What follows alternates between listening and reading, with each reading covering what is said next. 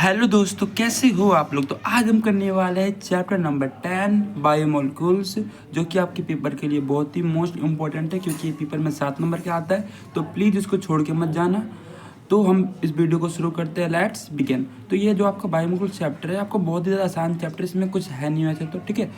आपको कुछ नहीं करना, बस जो मैं बता रहा हूँ बस वो कर लेना है बस, और कोई दिक्कत नहीं है, ठीक है। तो सबसे पहले आपको पता होना चाहिए कि जो बायोमोलिक्यूल्स है वो होता क्या है। अगर कोई पूछे बताओ बायोमोलिक्यूल्स चैप्टर का नाम है, बताइए बायोमोलिक्यूल्स आखिर में होता क्या, तब क्या बोलोगे आप। बोलना biomolecules are the organic molecules. Biomolecules क्या है, एक ऑर्गेनिक मॉलिक्यूल्स है डेट आर प्रोड्यूस, जो किसके द्वारा प्रोड्यूस होता है, लिविंग ऑर्गेनिज्म। जो लिविंग ऑर्गेनिज्म होता है उसको प्रोड्यूस करते हैं, जो हमारे किसके लिए जरूरत है, लाइफ प्रोसेस के लिए जरूरी है, जैसे कि ग्रोथ के लिए, एनर्जी प्रोडक्शन के लिए और रिप्रोडक्शन के लिए। किस चीज़ की जरूरत है बायोमोलिक्यूल्स, हमारी ग्रोथ के लिए, हमारी एनर्जी प्रोडक्शन के लिए और हमें रिप्रोडक्शन के लिए, इन सब चीज़ों के लिए क्या जरूरी होता है, बायोमोलिक्यूल्स। तो बायोमोलिक्यूल्स क्या है, एक ऑर्गेनिक मोलिक्यूल्स है जो किसके द्वारा प्रोड्यूस किया जाता है, लिविंग ऑर्गेनिज्म के द्वारा प्रोड्यूस किया जाता है, और जो कि किसके लिए, इंसेंस का मतलब जरूरी, इंसेंस मतलब क्या होता है, जरूरी, किसके लिए जरूरत है, लाइफ प्रोसेस।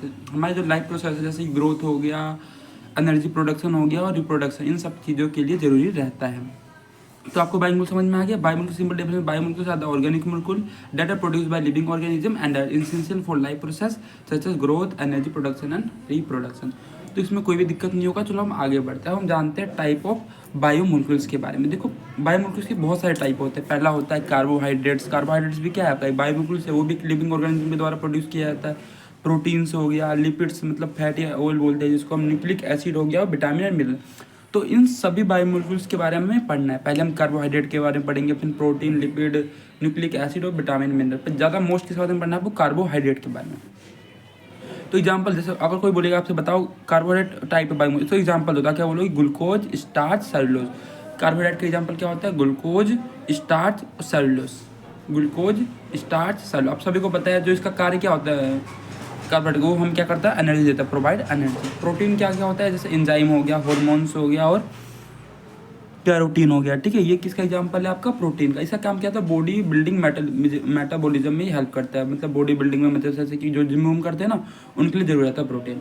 लिप्स मतलब फैट एंड ऑयल, ये इसमें क्या होता है, ट्राइग्लिसराइड कोलेस्ट्रॉल, मतलब वही एनर्जी स्टोरेज, मेम्ब्रेन स्ट्रक्चर, ठीक है। न्यूक्लिक एसिड में क्या होता है, डीएनए, आरएनए। डीएनए मतलब होता है ड्यूसी राइबो न्यूक्लिक एसिड, आरएनए का मतलब राइबो न्यूक्लिक एसिड। ये क्या करता है, हमारी जो जेनेटिक इन्फॉर्मेशन को ट्रांसफर करता है, ठीक है। विटामिन मिनरल में आपको पता है, विटामिन सी हो गया, आयरन हो गया, इन सब विटामिन मिनरल के बारे में भी पढ़ना है, ठीक है।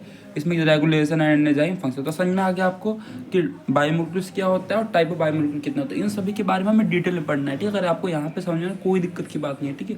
हम इनके बारे में बिल्कुल डिटेल पढ़ेंगे। कार्बोहाइड्रेट क्या होता है, उसके एग्जाम्पल के बारे में, उसका क्या कार्य होता है, proteins, lipids, nucleic acid, vitamin, बस इस चैप्टर में हम यही पढ़ना है, ठीक है। तो हम आगे बढ़ते हैं। सबसे पहले हम जानते हैं कार्बोहाइड्रेट की डेफिनेशन। अगर कोई मामला आपसे पूछे कार्बोहाइड्रेट की डेफिनेशन क्या होता है, आप बोलोगे carbohydrate are defined as optically active. Optically हम कैलिटी को बोलते हैं, कैलिटी पढ़ा है ना अपना, जो 5 रिंग वाला होता है उसको ही बोलते हैं, ठीक है। तो कार्बोहाइड्रेट क्या है, डिफाइन किया गया उसको, ऑप्टिकली एक्टिव पॉलीहाइड्रोक्सी। पोली का मतलब क्या होता है, मैनी, हाइड्रोक्सी का मतलब ओएच ग्रुप, जिसमें बहुत सारे ओएच ग्रुप से क्या बोलते हैं हम, पॉलीहाइड्रोक्सी। एल्डिहाइड कीटोन, जो कि डेट कैन और कैन नॉट बी हाइड्रोलाइज पढ़ते हैं, जिसको हम हाइड्रोलाइज कर भी सकते हैं और नहीं भी कर सकते, जो हाइड्रोलाइज हो भी सकता है और नहीं भी हो सकता है। The compound further hydrolysis also produces carbohydrate. ये कंपाउंड फर्दर हाइड्रोलाइसिस करके भी क्या करते हैं, प्रोड्यूस कार्बोहाइड्रेट को ही प्रोड्यूस करते हैं। एग्जाम्पल जैसे जो हो सकता है, क्या नाम है, हाइड्रोलाइसिस, क्या सुक्रोज हो गया, माल्टोस को कर सकते हो आप, लैक्टोज को कर सकते हो, सेलुलोज को कर सकते हो, स्टार्च को कर, इनको आप फर्दर हाइड्रोलाइसिस कर सकते हो। पर आपका जो नहीं हो सकता वो क्या है, आपका ग्लूकोज है, फ्रक्टोज है और राइबोस है। जो नहीं हो सकता वो क्या क्या है, ग्लूकोज, फ्रक्टोज और राइबोस, ठीक है। ये सब आपके फर्दर हाइड्रोलाइसिस नहीं हो सकता, क्योंकि अब बता दो, देखो ध्यान से, क्लासिफिकेशन ऑफ कार्बोहाइड्रेट। कार्बोहाइड्रेट को on the basis of number of product obtained on hydrolysis, जितना आपको हाइड्रोलाइसिस से प्रोडक्ट ऑब्टेन्ड होगा उसी के बेस क्लासीफाई किया है। आपको पता है पहला क्या होता है, मोनोसैकेराइड्स, ओलिगोसैकेराइड्स, उसके बाद होता है पॉलीसैकेराइड। पहला क्या होता है, मोनोसैकेराइड्स, दूसरा क्या होता है, ओलिगोसैकेराइड्स, और तीसरा क्या होता है, पॉलीसैकेराइड्स। मोनोसैकेराइड मतलब 1 यूनिट होगा, और ओलिगो मतलब 2 से लेकर 10 तक होगा। अगर 1 यूनिट होगा तो बोल रहा है मोनो, 2 से 10 तक यूनिट होगा, 2 से 10 तक के बीच में कोई सा यूनिट आता है वो बोलना है उसको ओलिगो, और बहुत सारे यूनिट हो तो क्या बोल देना उसको पॉली।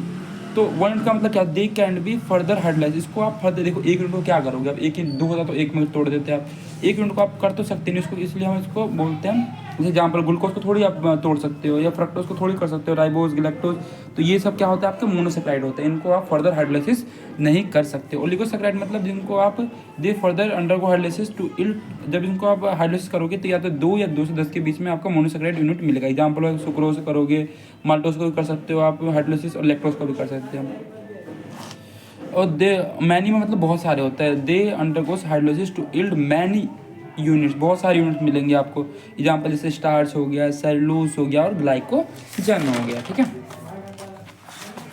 अब मैं इसके बारे में आपको डिटेल बोल रहा था, मैं सब चीज़ के बारे में डिटेल से पढ़ना है, इसलिए आपको पेशेंस नहीं खोना है, ठीक है। अगर आपको नहीं समझ तो बस वीडियो को आपको लास्ट तक देखना है, आपको हर एक चीज़ अच्छे से समझ में आ जाएगी। ये नहीं कि आपको नहीं समझ तो बीच में चलो भाई वीडियो को छोड़ के जाते हैं, ठीक है, ऐसा नहीं करना है। अब देखो मोनोसेक्राइड का मतलब क्या होता है, दे कैन बी हाइड्रोलाइसिस, को आप हाइड्रोलाइसिस कर ही नहीं सकते, आपको बताइए। तो एग्जाम्पल क्या हो, ग्लूकोज क्या होता है, C6H2 ऑप्टिकली एक्टिव होता है। ऑप्टिकली एक्टिव मतलब कालेटी पाया जाता है, ठीक है, कालेटी इज प्रेजेंट। ये क्या होता है, पॉलीहाइड्रोक्सी हाइड, इसमें बहुत सारे एल्डिहाइड होते हैं, पॉलीहाइड्रोक्सी एल्डिहाइड होता है। और फ्रक्टोज क्या होता है आपका, ऑप्टिकली एक्टिव पॉलीहाइड्रोक्सी कीटोन होता है। इन दोनों में यही फर्क होता है, ये पॉलीहाइड्रोक्सी एल्डिहाइड होता है और ये पॉलीहाइड्रोक्सी कीटोन। इन सब के बारे में, ग्लूकोज के बारे में डिटेल पढ़ना, उसका स्ट्रक्चर बनाना, साइक्लिक स्ट्रक्चर, वो सब आएगा, ठीक है। तो पेशेंस मत करना। ओलिगोसेक्राइड का तो इसमें 2 से लेकर 10 तक मोनोसेक्राइड यूनिट है। देखो सुक्रोज को अगर ब्रेक डाउन करेंगे तो किसमें, ग्लूकोज प्लस में फ्रक्टोज, किसमें 2 मोनोसेक्राइड यूनिट में हुआ तो बोलेंगे डाई, 3 बोले हुआ ट्राई, 4 में बोलेंगे टेट्रासेक्राइड, 5 बोलेंगे पेंटासेक्राइड। समझ में आ गया आप लोगों को। माल्टोज को ब्रेक डाउन करेंगे तो किसमें टूटेगा, ग्लूकोज प्लस में ग्लूकोज। लैक्टोज करेंगे तो किसमें टूटेगा, ग्लूकोज प्लस में गैलेक्टोज।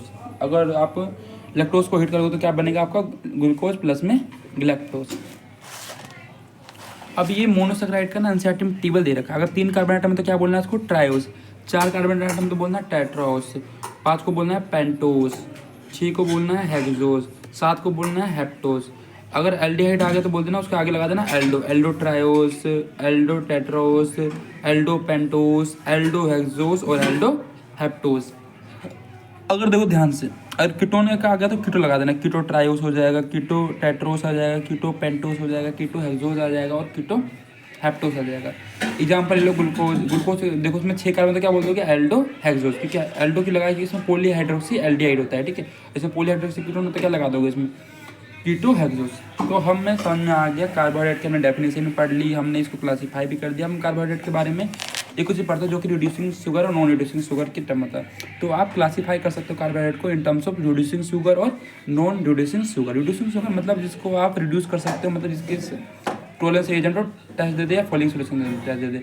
जो शुगर क्या कर दे, एक ऐसा शुगर जो रिड्यूस कर दे, टोलेंस एजेंट है, फेलिंग सोल्यूशन, दोनों में शुगर, इससे क्या बोलते हैं हम, रिड्यूसिंग। नॉन रिड्यूसिंग मतलब जो नहीं देगा, sugar which don't reduce them, उनके संग नहीं करेगा पार्टिसिपेट। तो अब हम पढ़ते हैं ग्लूकोज के बारे में डिटेल में। ग्लूकोज क्या होता है आपका, मोनोसेक्राइड यूनिट होता है। ये क्या होता है, एल्डो हेक्सोस होता है, सही बात है। मोलेकुलर फॉर्मूला क्या होता है ग्लूकोज, C6H12O6। फंक्शनल ग्रुप क्या होता है इसमें, एल्डिहाइड आता है। और मोलेकुलर फॉर्मूला, मोलेकुलर मास कितना होता है इसका, 180 होता है। अब बस 2 चीज़ बच गया, उसके बाद ये खत्म हो जाएगा। अब पार्ट 2 हम कल करेंगे, ठीक है। अब देखो ध्यान से, फ्रॉम सुक्रोज, ये इसको बोलते हैं हम केन शुगर भी नाम होता है। क्या नाम होता है इसका, केन शुगर। तो ये आपका किसका फॉर्मूला है, सुक्रोज का। जब आप इसको हीट करोगे तो क्या मिलेगा, डाइल्यूट HCl के प्रेजेंस में H2SO4, तो क्या मिलेगा, ग्लूकोज प्लस में फ्रक्टोज। अगर आप स्टार्च को करते हो हीट तो मिलेगा आपको N। अगर यहाँ पे 2 रखोगे तो 2 ग्लूकोज मिलेगा, यहाँ पे N 3 रखोगे तो 3 ग्लूकोज मिलेगा, 4 लिखोगे तो 4 ग्लूकोज आपको मिलेगा।